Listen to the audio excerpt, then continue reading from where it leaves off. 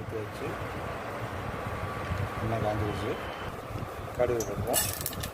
உளுந்து அந்த வெள்ளைப்பூட வச்சுருக்கோம். வெள்ளைப்பூட போடுவோம்.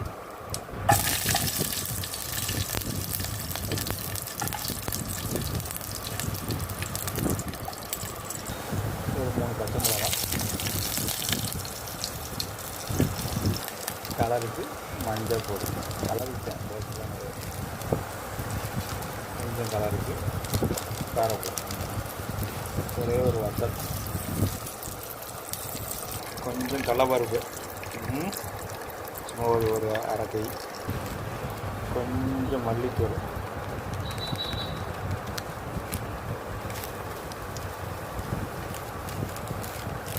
சிக்கன் மசாலா கொஞ்சம்,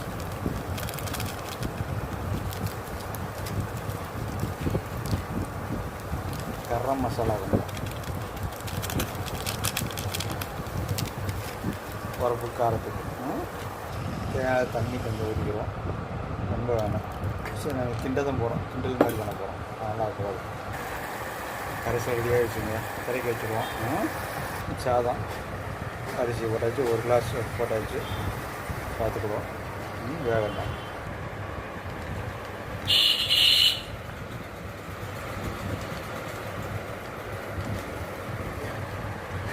சாதம் ரெடி ஆயிடுச்சு.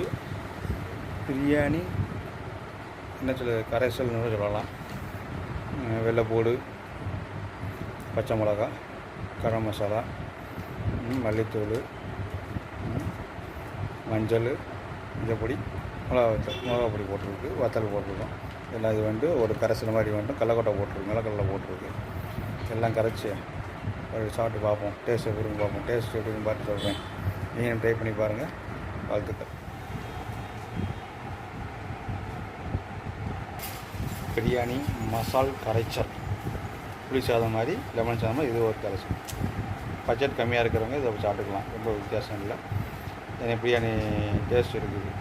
சிக்கன் டேஸ்ட் எப்படி இருக்குன்னா, புளியோரை வந்து பிரியாணி டேஸ்ட் இருந்தால் அப்படி இருக்கும். அப்படி இருக்குது. ட்ரை பண்ணி பாருங்கள். வித்தியாசமான டிஷ் இது. லோ பட்ஜெட்டே கிடையாது. அதே பட்ஜெட் இது. பட்ஜெட் ஃப்ரீ தான். பேச்சுலர்கள் வந்து இதை விரும்பி சாப்பிடுங்க. பிரியாணிக்கு அலைய வேணாலும் பிரியாணி பொடி வாங்கி மிக்ஸ் பண்ணி இந்த மாதிரி சாப்பிட்டுக்கோங்க. நல்லாயிருக்கும். ட்ரை பண்ணி பாருங்கள். Thank you friends. நெக்ஸ்ட் வீடியோவில் சந்திப்போம்.